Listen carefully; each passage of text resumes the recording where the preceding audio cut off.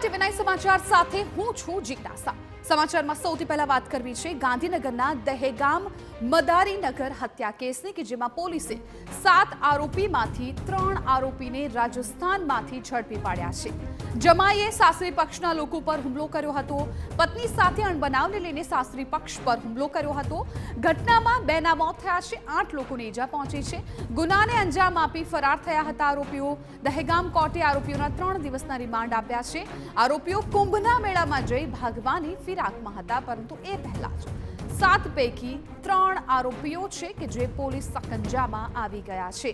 દહેગામના મદારીનગરમાં હત્યાના કેસને લઈને પોલીસને સફળતા મળી છે। 3 આરોપી ઝડપાઈ ગયા છે। અન્ય જે આરોપી છે તેની પણ શોધખોળ ચાલી રહી છે। આરોપીઓ કુંભના મેળામાં જઈને ભાગવાની ફિરાકમાં હતા, પરંતુ તેઓ ત્યાં પહોંચે એ પહેલા જ પોલીસની પકડમાં આવી ગયા છે। એ દ્રશ્યોમાં પણ આપ જુઓ, 3 આરોપી કે જે આ હત્યા કેસમાં સંડોવાયેલા છે એ 3 આરોપીની ધરપકડ કરી લેવામાં આવી છે। અન્ય હજુ જે આરોપી છે ફરાર, તેમની પણ શોધખોળ છે પોલીસ કરી રહી છે।